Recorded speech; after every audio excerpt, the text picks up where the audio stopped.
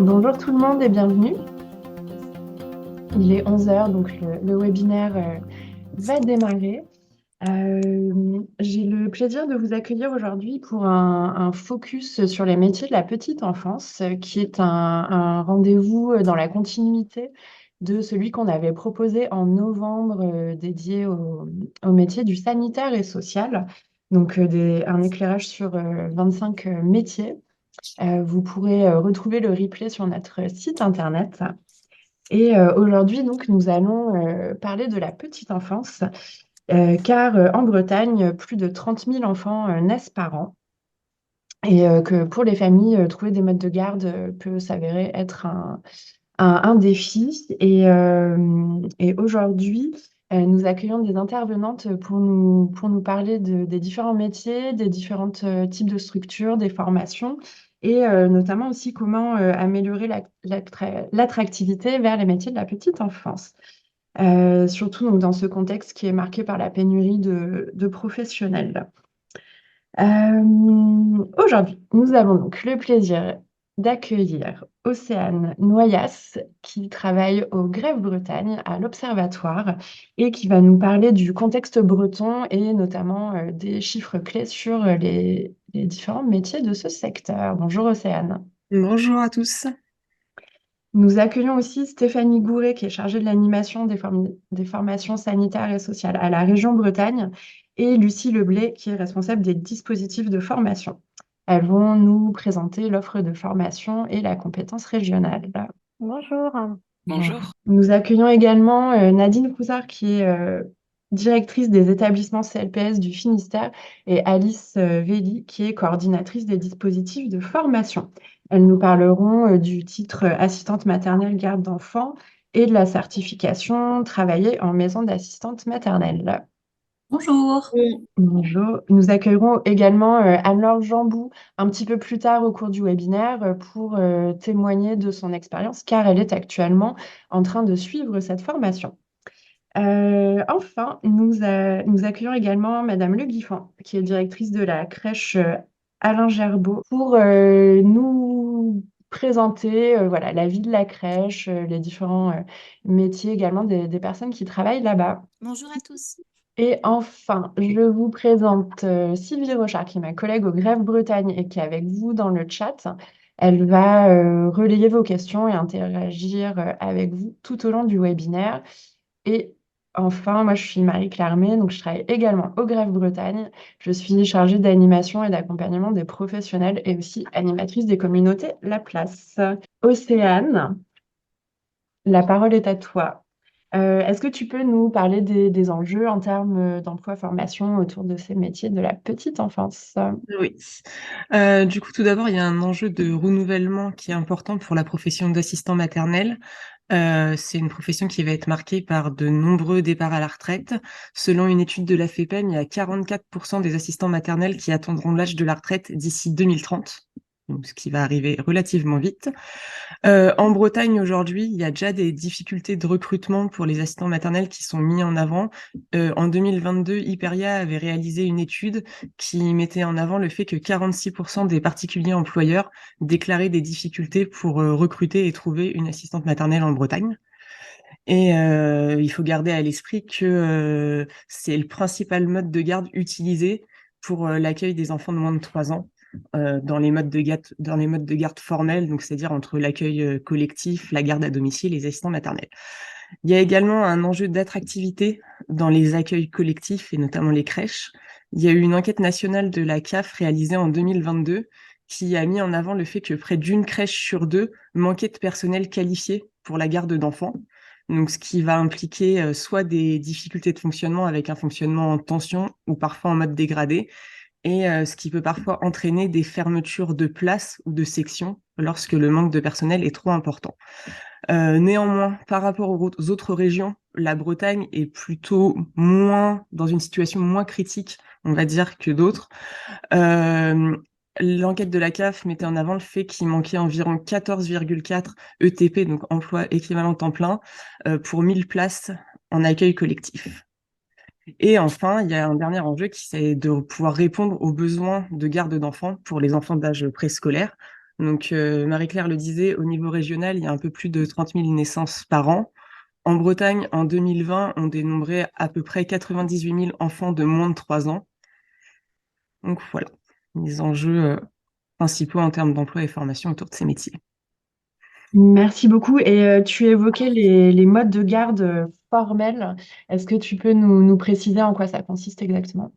Oui, du coup, les enfants qui sont d'âge préscolaire peuvent être accueillis dans différents modes de garde. Donc, soit ils peuvent être accueillis par des salariés employés par des particuliers, donc soit chez des assistants maternels, soit la garde d'enfants à domicile.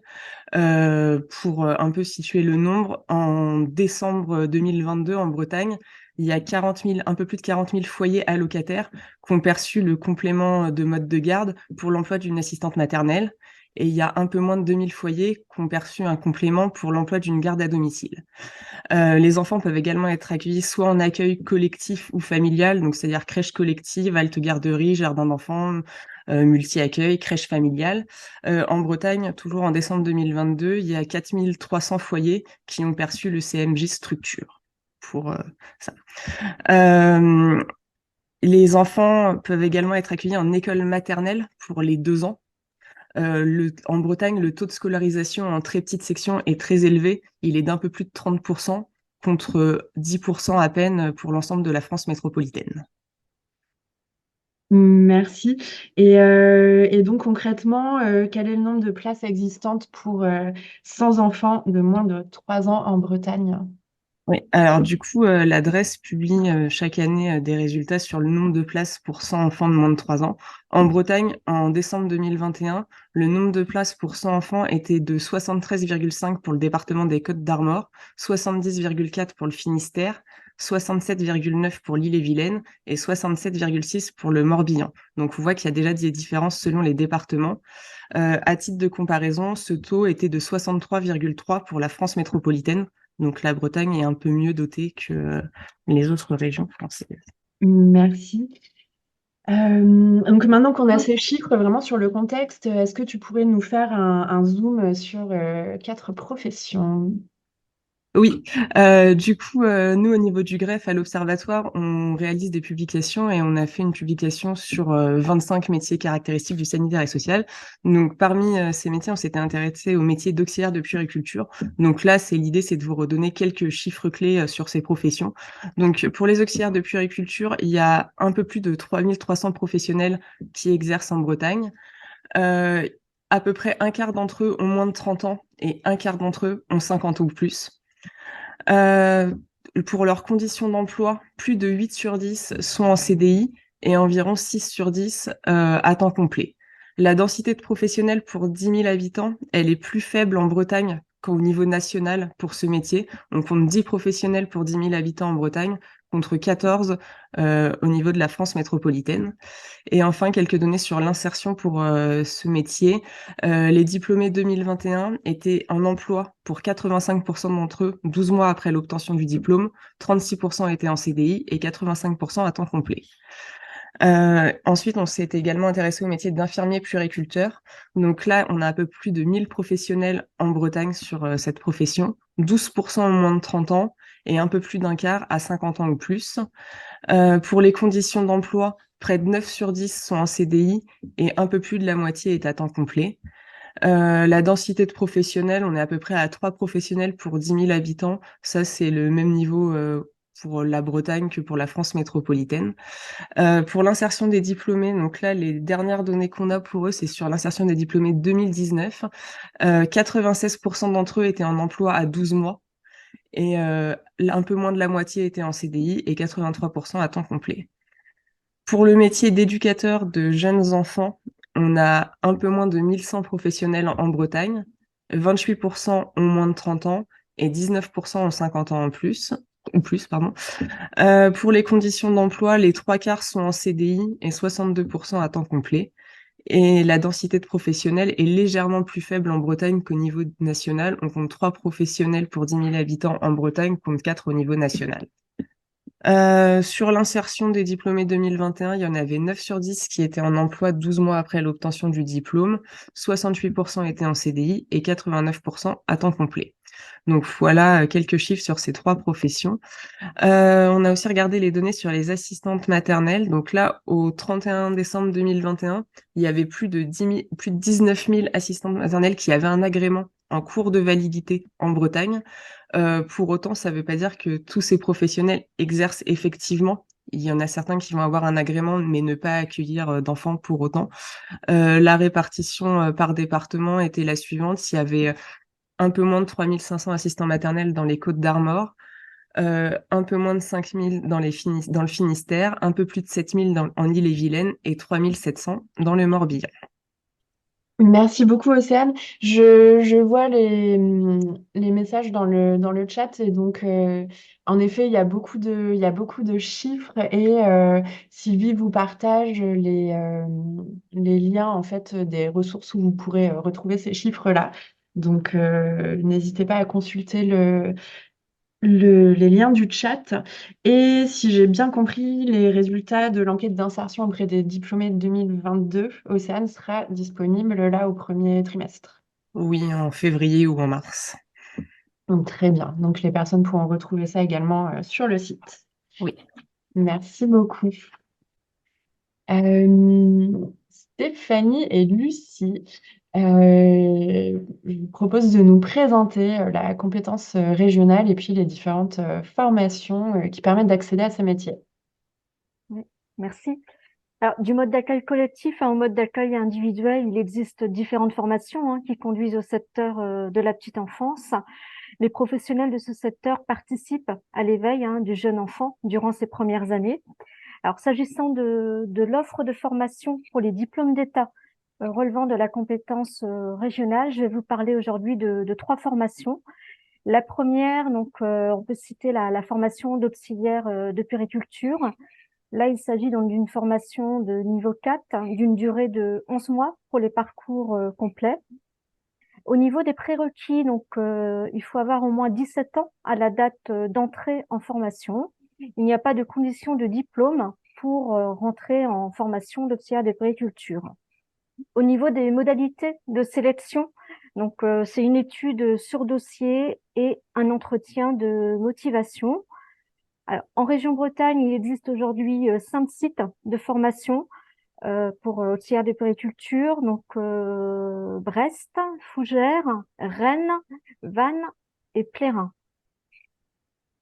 Alors, durant la campagne d'autorisation pour les formations paramédicales pour la période 2023-2028, il y a eu une évolution de l'offre de formation d'auxiliaire de puériculture avec une augmentation donc de l'offre sur Vannes et la création aussi d'un nouveau site de formation à Fougères.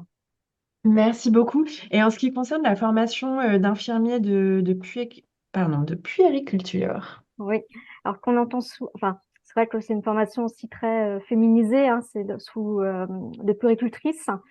Donc la formation infirmier de puériculture, là, il s'agit là d'une formation de spécialité de niveau 6 et qui nécessite, avant d'entrer en formation, l'obtention d'un diplôme d'état d'infirmier ou de sage-femme. C'est une formation qui dure 1 an.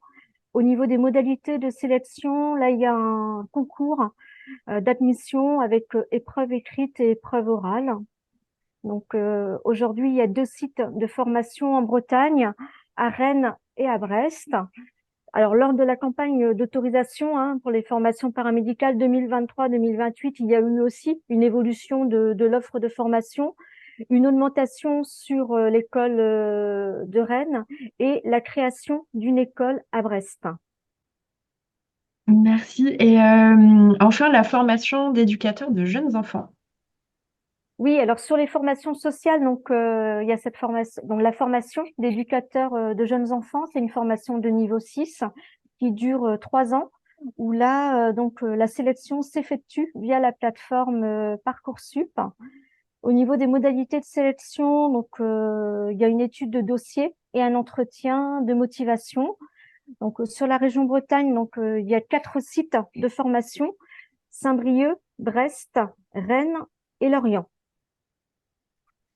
Et un petit Merci. point d'actualité aussi sur ces formations sociales, parce que c'est vrai qu'aujourd'hui, il y a une campagne de renouvellement des agréments pour les formations du travail social qui a débuté en octobre 2023.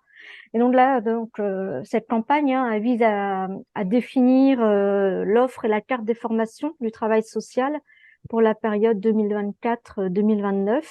Et elle est menée conjointement avec l'ADRETS. Donc, il pourra y avoir aussi une évolution de cette offre de formation. Merci beaucoup. Et je vois dans le chat une question sur le CAP AEPE et ça tombe bien parce que on va en parler. Oui, effectivement, Marie-Claire, en complément de ce que vient de présenter Stéphanie, dans le cadre du Qualif Emploi Programme, donc qui est le dispositif de formation financé par la région à destination des demandeurs d'emploi, il y a effectivement une formation de proposée qui est effectivement le CAP accompagnant éducatif petite enfance, donc qui est une formation de niveau 3 qui dure environ 8 mois. Elle est proposée sur près de 14 sites sur toute la Bretagne, ce qui correspond à peu près à 170 places par an. Et ce CAP est porté dans le cadre du Qualif Emploi Programme par le CLPS. Il existe aussi une session de formation du CAP AEPE, donc accompagnant éducatif petite enfance, dispensée en langue bretonne. Ce métier permet d'exercer aussi bien donc en établissement du jeune enfant, donc en crèche, en multi-accueil en tant que auxiliaire petite enfance, mais aussi en école maternelle, notamment en tant qu'ATSEM, donc agent territorial spécialisé des écoles maternelles. Mais on peut aussi exercer à domicile, donc en tant qu'assistant maternel, sous réserve bien entendu d'avoir obtenu un agrément. Malgré tout, ce CAP permet un certain nombre d'allégements de la formation d'agrément dispensée par le département. À côté de en complément de ce CAP petite enfance, dans le cadre du dispositif Qualif Emploi territorial, donc qui permet de subventionner avec d'autres acteurs des actions de formation innovantes pour en tout cas répondre à des besoins en territoire identifiés. La formation d'assistant maternel garde d'enfants, donc qui est le titre IPERIA, associé au CQP maison d'assistant maternel, est dispensé actuellement en Cornouailles par le CLPS. Et à ce titre, je vais laisser nos homologues du CLPS présenter cette action un petit peu plus en détail. Merci beaucoup. Et juste, CLPS, c'est l'acronyme de... C'est coopérer pour la promotion sociale. Très bien, merci beaucoup. Bien, ben, j'ai la parole, donc je vais la garder. Merci, merci à tous. Donc, ce que on se propose de faire avec Alice et puis avec également donc notre stagiaire actuellement présente sur un des groupes, on va peut-être commencer par situer un petit peu le projet dans sa genèse. Et refaire un peu le rétro-planning. Donc effectivement, on a été amené sur la Cornouaille à faire une proposition de formation pour répondre en fait à un besoin qui avait été identifié par les acteurs du territoire. La déléguée territoriale de la région donc était effectivement en réflexion, notamment avec les communautés de communes du pays de Cornouailles, qui s'inquiétaient. Tout à l'heure, Océane nous a donné un certain nombre de chiffres sur la problématique effectivement de la pénurie d'assistantes maternelles. Et évidemment, il y avait des communautés de communes qui étaient particulièrement impactées par cet effet également en Cornouailles. Donc on voyait rajouter à ça le fait que effectivement c'est un des modes de garde qui est le plus plébiscité par les parents. Et que par ailleurs, la situation était telle sur certaines communautés de communes que ça avait même un impact en fait sur la capacité de travailler pour certains parents qui, ne trouvant pas de mode de garde, finalement étaient empêchés aussi pour, eux-mêmes pour pouvoir travailler. Donc, il y a toute une réflexion qui a été lancée à partir de ce constat, avec un certain nombre d'acteurs donc, qui ont été réunis, encore une fois, à l'initiative de la région Bretagne.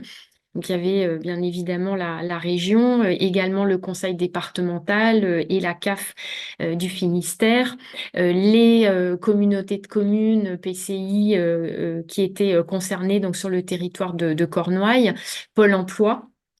Et donc, c'est le CLPS qui a été associé rapidement et en sa qualité en fait d'opérateur sur Qualif Emploi Programme. Donc on a commencé à réfléchir un petit peu à la manière dont on pourrait répondre à cette problématique de pénurie d'assistants maternels sur le territoire. Ce qui nous a été assez rapidement demandé, c'était probablement de faire aussi une focale sur l'accueil en MAM, donc pour maison d'assistants maternels, puisque on observait que c'était un modèle qui était plébiscité par les parents, mais également par les assistantes maternelles qui trouvaient là une condition d'exercer en fait leur métier finalement aussi dans un contexte plus collectif. Et donc, il y avait aussi la problématique du logement. Hein, pour être assistante maternelle agréée, effectivement, il faut répondre à un certain nombre de critères en lien avec son propre logement. Et on faisait le constat que l'exercice en MAM pouvait aussi régler cette difficulté. Du coup, on a effectivement réfléchi à l'offre de formation qu'on pouvait proposer en prenant effectivement en compte à la fois le contexte un peu d'urgence à répondre à une problématique. On sait aussi par l'expérience qu'on peut avoir sur la mise en œuvre du CAP-AEPE que effectivement les formations à destination du jeune enfant sont encore demandées et retrouvent effectivement leur public auprès des demandeurs d'emploi. Donc on a travaillé sur la création d'une formation qu'on va donc vous présenter qui répondait à la fois à l'urgence de mettre en place quelque chose et à former des demandeurs d'emploi qui n'ont aujourd'hui qui n'avaient en tout cas absolument aucune expérience particulière ou en tout cas pas de diplôme dans le secteur de la petite enfance. Et puis, en se focalisant effectivement, en tout cas en donnant une place importante à cet aspect d'accueil en MAM. Alors, je tiens à souligner que à travers cette expérience, le travail partenarial a eu quand même une part très importante avec l'ensemble des acteurs que je vous citais tout à l'heure et qui étaient autour de la table et qui le sont toujours d'ailleurs dans la mise en œuvre de l'action, parce que ça a demandé à chacun de sortir un peu de son cadre habituel. Et de travailler relativement vite, et notamment par rapport au conseil départemental sur la manière dont aujourd'hui les demandes d'agrément sont organisées. Les demandes d'agrément pour devenir assistante maternelle agréée sont organisées. La formation obligatoire qui est dispensée aussi par le conseil départemental a dû être réinterrogée de ce fait. Et donc, c'est vraiment une belle réussite collective sur un territoire qui a su faire émerger un besoin et surtout construire ensemble aussi une réponse. Voilà, alors je vais laisser la parole à ma collègue Alice Velli, qui va pour le coup vous présenter de manière un petit peu plus précise la formation, ses contenus, c'est en tout cas comment elle a été organisée, puisqu'elle est en cours actuellement pour 2 sessions. Merci. Et j'en profite pour relayer une question qu'il y a eu dans le chat aussi.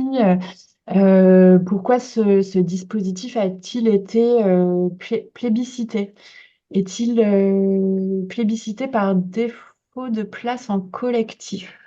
Alors, peut-être que ce qu'on peut redire aussi, c'est que, comme vous le disiez, il y a une concertation entre les partenaires et les différents acteurs pour voilà, identifier les besoins et apporter une réponse vraiment territorialisée. Effectivement, enfin, en fait, c'est un petit peu compliqué de répondre. Là, c'est par rapport aux données qui ont été indiquées en début de webinaire, on fait plutôt des constats et effectivement, on essaye d'agir sur les différentes modalités d'accueil. Donc, c'est un petit peu, effectivement, c'est une question qui se pose, mais c'est un petit peu compliqué d'y répondre, je pense. Mm. Bien, merci. Ali, je vous laisse nous présenter le contenu de la formation, enfin en tout cas le déroulement. Oui, tout à fait. Donc, du coup, au niveau de cette action de formation, on va retrouver la préparation à 2 certifications, qui est dans un premier temps le titre professionnel AMGE, assistant maternel garde d'enfants, et en parallèle la préparation du CQP, donc certificat de qualification professionnelle travailler en maison d'assistant maternel. Les objectifs en fait de cette action de formation, ça va être dans un premier lieu d'obtenir une certification de niveau 3 en lien avec la petite enfance pour des personnes qui n'ont aucune qualification en lien avec ce secteur d'activité. L'autre objectif, ça va être aussi pour les stagiaires de développer des compétences sociales et transversales qui sont nécessaires à l'exercice du métier d'assistant maternel. Et pendant cette formation, de se préparer à ce métier-là en travaillant donc les 2 certifications et en parallèle l'agrément qui est délivré par le conseil départemental. Donc, c'est une formation qui dure environ 5 mois et demi avec un certain nombre d'heures de centre et 4 semaines en entreprise. Donc, en entreprise, c'est-à-dire auprès d'une assistante maternelle ou bien d'une maison d'assistants maternels, découpée en fait en une alternance de périodes en centre, 2 semaines en stage, puis elles reviennent en centre, elles repartent en stage pour 2 semaines, puis elles reviennent en centre en dernier. Et pendant ces périodes-là, elles passent aussi toutes les évaluations. Donc, en tout, on retrouve 8 blocs de compétences pour le titre professionnel et on retrouve 2 composantes à travailler pour le CQP, qui est la création et la pérennisation de la MAM et en deuxième lieu, pour toujours le CQP, le travail en équipe en maison d'assistant maternel. C'est une formation qui est visée pour les demandeurs d'emploi, soit inscrits à Pôle emploi, mais aussi suivis par la mission locale, qui ont une motivation pour cette formation, bien sûr, mais également pour le métier en lui-même. Et donc, quand on a travaillé le recrutement avec l'ensemble des partenaires qui ont travaillé autour de cette action, on demandait aux personnes qui se présentaient, enfin voilà, qui se présentaient à la formation que le projet professionnel soit validé. C'est-à-dire que ce ne soit pas des personnes qui se sont réveillées un jour, bah tiens, pourquoi pas être assistante maternelle? Puisqu'il y avait 12 places pour pour chaque groupe, c'était important qu'on ait un engagement en fait de chaque personne pour justement que ce soit des assistantes maternelles qui soient agréées et donc diplômées à la fin de la formation et qui puissent aller sur le terrain directement après. Les stagiaires sont aussi en relation avec l'APMI, le relais petite enfance, pour qui en fait on a organisé des visites, voilà, des interventions pendant cette formation-là. Et donc au niveau du recrutement, en fait on a proposé des réunions d'information pendant lesquelles on présentait avec les différents partenaires la formation, le métier d'assistante maternelle aussi. Et puis après, on a fait un entretien en fait de recrutement pour qu'on puisse échanger à propos du projet professionnel de chacune. Je dis chacune parce que ce sont deux groupes 100% féminins. Voilà, que le projet professionnel de chacune des stagiaires soit validé. Donc, on a une première session qui a démarré au 18 septembre avec 10 stagiaires. Donc là, elles commencent leurs évaluations dès demain. pour terminer le 23 février, donc dans un mois tout pile. Et un deuxième groupe a démarré le 30 octobre, cette fois composé de 12 stagiaires. Et donc, la formation pour elle, pour ce deuxième groupe, terminera le 8 avril. Donc, voilà, je disais, on n'a que des femmes, c'est 100% féminin, avec pour le coup des âges qui sont assez variés. On va avoir des personnes qui ont une vingtaine d'années et d'autres qui ont une quarantaine d'années. Donc, voilà, on a des profils qui sont très diversifiés, avec un même objectif d'être assistant maternel, que ce soit à domicile ou en âme. Merci beaucoup. Et effectivement, Sylvie vous mettra dans le chat le diaporama qui reprend toutes ces informations. Et Anne-Laure Jambou, vous êtes avec nous pour justement nous donner un exemple, illustrer un petit peu ces propos par votre parcours, parce que vous êtes vous-même en train de suivre cette formation. Et donc, merci de vous être libérée pour venir un petit peu avec nous. Merci à vous. Donc oui, c'est ça, je suis actuellement en formation, donc je fais partie du premier groupe qui a commencé donc en septembre. Et donc là, en effet, on arrive sur la partie là des évaluations. Donc moi, pour mon parcours, en fait, j'ai travaillé pendant 15 ans dans le domaine de la cosmétique, donc en laboratoire de développement. 10 ans en tant que chargée de projet et ensuite sur un poste de responsable labo. Et pour plusieurs raisons, qu'elles soient professionnelles ou personnelles, j'avais le souhait de changer. Je ne me retrouvais plus trop dans ce domaine et voilà, ça faisait un petit moment que j'avais envie de changer et en particulier travailler auprès des enfants. Bon, je suis aussi devenue pour ma part maman 2 fois et bon, c'est pas forcément le déclic, mais en tout cas, ça a favorisé mon envie de travailler auprès des enfants et le fait d'être devenue maman, ça m'a aussi permis de connaître les MAM parce que donc nos enfants étaient gardés en MAM. Donc voilà, ça m'a vraiment, enfin je connaissais déjà, mais du coup là je l'ai bien découvert. Oui, vous Et avez vu au plus près comment ça se passait. exactement, en tant que du coup parent employeur.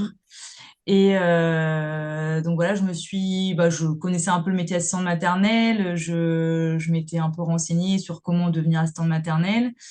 Et c'est vrai que pour moi, enfin, la formation initiale qui était de 80 heures avant le début de l'activité, pour moi, c'était pas assez. Du coup, c'est vrai que j'avais fait un bilan de compétences quand j'ai quitté mon dernier emploi. J'ai fait un bilan de compétences qui a confirmé en effet mon envie d'aller vers la petite enfance. Et du coup, je m'étais renseignée sur les différentes formations possibles. Et à l'époque, comme pour moi, 80 heures, c'était pas possible enfin, pas possible.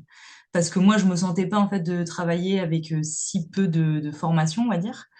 Du coup, je m'étais renseignée vers la formation d'auxiliaire de puériculture qui me semblait être un bon compromis pour commencer. Et en fait, au moment où je remplissais le dossier pour aller dans cette école, j'ai entendu parler de la formation du CLPS, du coup. Donc, je suis venue à la réunion d'information pour en savoir un peu plus. Et là, je me suis dit que, en effet, ça correspondait tout à fait à ce que je voulais. Parce que moi, ce que je voulais vraiment, c'était travailler en MAM. Travailler à domicile, c'était pas du tout le projet. Donc là, pour le coup, travailler en MAM, c'était parfait. En fait, la formation était suffisamment conséquente, je trouvais, pour avoir les bonnes bases. Et en plus, le CQP qui apporte aussi toute la partie pour les créations de MAM, etc. Donc, j'ai postulé, j'ai été donc à l'entretien et suite à ça, j'ai été recrutée par le CLPS pour commencer au mois de septembre. Très bien, merci. Et donc justement, dans cette articulation entre l'enseignement théorique et puis les périodes d'immersion professionnelle, vous, c'était quelque chose que vous recherchiez et le temps qui est dédié à cette immersion professionnelle, pour vous, enfin, je relis en même temps un peu des questions qu'il y a dans le chat. Voilà, pour vous, ça vous semblait vraiment suffisant pour appréhender le métier, Alors, ce moi, temps-là? pour ma part, j'avais déjà fait des stages avant d'entrer au CLPS, donc en tant via Pôle emploi, en fait. Donc, ça avait déjà confirmé mon envie de travailler en MAM. Et en effet, là, le mois de stage, bon, j'ai envie de dire, on aurait plus, c'est toujours que mieux, mais déjà un mois de stage, surtout que c'est sur 2 sessions, donc ça permet aussi d'aller dans différents endroits. Donc, ça permet de voir différentes façons de travailler et je trouve que c'est déjà un bon début. Donc moi, pour le coup, ouais, le fait qu'il y ait des stages en plus de la partie théorique, c'était vraiment très intéressant. Et Ça enfin, ça permet reste vraiment d'aller se essentiel. confronter. Voilà. Puis c'est vraiment essentiel. Enfin, je pense que sans ces stages, on peut pas se rendre compte réellement de ce que c'est le métier. Donc là, c'est vraiment important de pouvoir découvrir sur le terrain, en fait. Très bien. Et donc là, si j'ai bien compris, la formation se terminera courant mars et vous avez déjà des projets pour la suite. Oui, alors elle se termine exactement dans un mois, mais on a en effet encore un examen qui arrive début mars et ensuite on a 13 heures de formation qui là viennent en fait finaliser l'agrément. Donc c'est pas le CLPS pour le coup, c'est autre chose. Je complète juste parce qu'en fait, le fait d'avoir le titre professionnel, le titre pro assistant maternel garde d'enfant dispense de 67 heures de la formation initiale sur les 80 heures prévues. Donc en fait, il ne restera au groupe, sous condition qu'elle soit titulaire du titre professionnel, 13 heures de la formation initiale en fait à réaliser avec le conseil départemental. C'est ça. Et donc les fameuses 13 heures qui seront donc en effet courant mars. Et donc après ces 13 heures, si tout est validé comme il faut, en effet, j'aurai le titre d'assistante maternelle agréée. Et en effet, j'ai un projet qui est donc en cours, qui est d'intégrer donc une MAM, et en l'occurrence la MAM où est mon fils actuellement, que je connais déjà depuis ma fille y était, donc ça fait déjà plus de 4 ans maintenant. Donc voilà, des gens que je connais bien et que je pense que ça va être un chouette projet en effet. Donc voilà, c'est intégrer une MAM qui existe déjà. Très bien. Et puis pour le coup, oui, vous connaissez bien et vous Ça. avez eu l'occasion vraiment de voir comment ça se passe. Et par rapport à ces 13 heures de formation, donc sur la formation initiale que vous ferez après, comment est-ce que ça se déroule? C'est auprès de quel organisme? Alors du coup, c'est auprès de l'ITEST qui a pour habitude en fait de dispenser la formation initiale. Donc en fait, les contenus sont organisés avant et voilà, en fait, c'est sur 2 journées du coup de formation. En lien en fait au niveau du contenu pédagogique, ça a été défini par rapport aux contenus qui ont déjà été abordés dans le titre professionnel, qui mériteraient de l'approfondissement ou en tout cas voilà d'en reparler ou de réévoquer certaines choses par rapport aux autres contenus. Très bien. Donc il y a une vraie complémentarité Ouais. entre ce qui a été vu au cours de la formation. Eh bien, merci beaucoup. Est-ce que les personnes dans le chat veulent profiter encore de votre présence, Anne-Laure, pour poser quelques dernières questions? Et je laisse quelques instants. Au revoir. Et comment dire, moi j'en ai une, du coup, puisque dans le chat, les personnes euh, ont toutes les informations qu'elles souhaitent. Est-ce que vous pouvez nous parler un petit peu de votre ressenti, enfin vraiment du vécu de la formation par rapport à vos attentes, voilà, ce que vous en retirez par rapport à ce format, et notamment avec vos camarades qui suivent la formation avec vous? Alors, bah moi, du coup, c'est vrai que déjà, par rapport à mon projet initial, ça correspond tout à fait, puisque le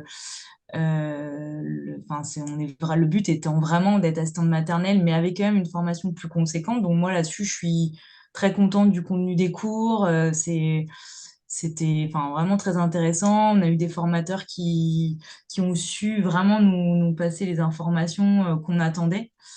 Donc moi, je suis très contente. Les stages ont été très positifs aussi. Donc après, c'est sûr qu'on était sur une formation expérimentale, comme on l'a évoqué. Donc forcément, au début, on avait pas mal de questionnements. Mais voilà, les réponses sont arrivées petit à petit et il y aura sûrement encore des choses qui vont se débloquer encore d'ici les semaines à venir. Mais en tous les cas, voilà, moi, globalement, ça reste très positif. C'est ce que j'attendais en fait. Et je dirais même que, à mon sens, il faudrait presque avoir systématiquement une formation plus conséquente pour devenir assistante maternelle. Je dis pas que c'est pas possible, hein, puisque c'est le cas actuellement avec 80 heures, mais je trouve que cette formation est vraiment un bon compromis, quoi. C'est pas trop long, c'est pas trop court, c'est juste ce qu'il faut avec les stages en plus. Donc voilà, c'est très positif. Merci. Et justement, est-ce que vous avez trouvé facilement vos stages pendant la formation? Alors, pour ma part, oui. J'avais déjà bien amorcé avant d'arriver, en fait, en septembre. Donc, j'avais déjà mes 2 stages quand je suis arrivée. Sachant que, bon, j'avais déjà quelques contacts du par les, le bilan de compétences que j'avais fait, parce que j'avais fait des enquêtes métiers. Donc, voilà, j'avais déjà des contacts. Mais je sais que ça n'a pas été le cas pour tout le monde. Alors, je pense qu'il y a eu plusieurs choses. Il y a eu peut-être que ben, du coup, celles qui n'avaient pas trouvé avant, ben, elles sont arrivées à plusieurs en même temps. Et le nombre de MAM est pas extensible non plus. Et il y a eu aussi enfin, peut-être un manque d'information sur la formation, justement auprès de certaines mâmes qui ne connaissaient pas et du coup ils disaient bah non nous en fait on peut pas accueillir parce que voilà on n'a pas assez d'existence de la MAM et en fin de compte ils confondaient aussi un peu avec le CAP donc voilà du coup il y a eu toutes ces choses-là qui ont fait que certaines ont eu un peu du mal à trouver mais au final on a toutes eu nos stages et en temps et en heure. Très bien. Et puis ça, j'imagine que c'est aussi des choses au fur et à mesure. Les mâmes connaîtront aussi davantage Tout à fait, ouais. le titre pro et voilà, ça fait partie des choses qui se mettent en place également. Alors, il y a plusieurs questions dans le chat. Je pense qu'il y en a plutôt une pour vous, Alice. Si vous avez, enfin, comment ça s'est passé le recrutement pour trouver les personnes en formation? Oui, en effet, on a peiné au début à recruter. Il a fallu qu'on décale, en fait, qu'on reporte la première session qui devait avoir lieu au départ au mois de mai. Mais finalement, c'était aussi le temps que la communication se fasse et que les personnes sachent exactement, je pense, de quoi il en était de cette formation-là. Donc, au début, je dirais avant la période estivale, on a peiné à recruter, mais après, finalement, tout s'est fait assez rapidement et le premier groupe a été constitué assez rapidement. Et pour la deuxième session, finalement, on avait des personnes qui s'étaient déjà positionnées. En fait, elles savaient qu'il y avait une deuxième session qui allait démarrer plus tard dans l'année 2023 et qui, du coup, avaient eu le temps de s'organiser aussi personnellement pour être disponibles pour le début de la formation du 30 octobre. Très bien, merci beaucoup. Je regarde les questions du chat à nouveau et alors certaines me semblent très techniques. Alors je ne suis pas certaine qu'on puisse évoquer ça aujourd'hui, mais en tout cas on pourra vous redonner également les coordonnées des intervenantes si vous souhaitez les contacter plus tard. Il y a une question et c'est vrai qu'on l'a je crois, pas encore évoqué. Est-ce que les stagiaires avaient une aide financière dans le cadre de cette formation? Oui, du coup, j'ai vu que Lucie a répondu Ah oui, tout à par fait. la suite, mais en effet, il y a plusieurs possibilités.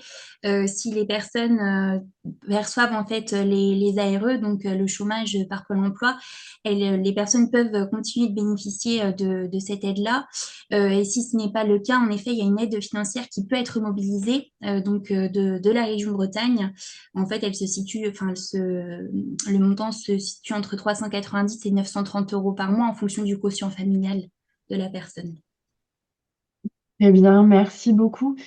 Euh, je regarde à nouveau les questions et je vois l'heure qui tourne également. Donc malheureusement, enfin, on ne va pas pouvoir répondre à toutes les questions, mais encore une fois, voilà, vous avez la possibilité de nous les adresser par la suite. Merci pour vos interventions et Anne-Laure, merci beaucoup d'avoir Merci. pris le temps de venir avec nous et puis bonne chance pour vos évaluations, si j'ai bien Merci. compris. Merci beaucoup. Madame Le Guiffant, vous êtes directrice de crèche, donc vous allez également pouvoir voilà, nous partager cette bah, comment ça se passe, la vie d'une crèche, une journée type, quels sont les métiers qu'on peut y trouver et comment ça se déroule? Oui, merci à vous. Donc oui, en effet, je suis responsable d'établissement, donc un établissement qui accueille 60 enfants. Du coup, vous m'avez demandé de présenter 3 métiers plus particulièrement, donc l'assistante petite enfance, l'auxiliaire de puériculture et puis l'éducatrice de jeunes enfants. Alors, petite précision langagière, c'est vrai que j'ai souvent parlé au féminin, puisque le milieu de la petite enfance est quand même très féminisé. Hein, même si on serait très heureux d'accueillir un peu plus d'hommes dans ces professions, voilà, la réalité, elle est là. Mm. Donc, si on revient à la crèche, en fait, si vous rentrez dans une crèche en plein milieu de journée, vous pourrez observer plusieurs adultes qui s'occupent du groupe d'enfants. Et vous ne pourrez pas forcément, de prime abord, deviner qui est l'éducatrice de jeunes enfants, qui est l'auxiliaire de puériculture ou qui est l'assistante petite enfance. Parce que malgré des spécificités qui sont liées à leur diplôme, ces 3 professionnels, elles ont en fait beaucoup de missions communes auprès des enfants. Voilà, et on peut avoir du mal à les distinguer comme ça.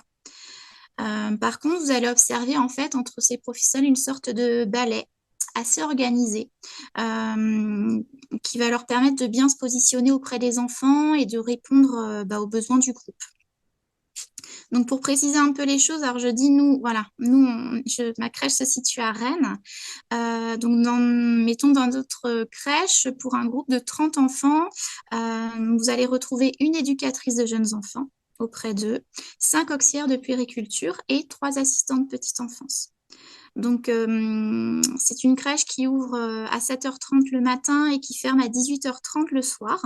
Donc, cette organisation fait que chaque professionnel aura des horaires, différents horaires, qu'elles occuperont sur des roulements en fait hebdomadaires. Et ça permet en fait d'ajuster la présence des professionnels au nombre d'enfants. Voilà. Et en gros, chaque horaire,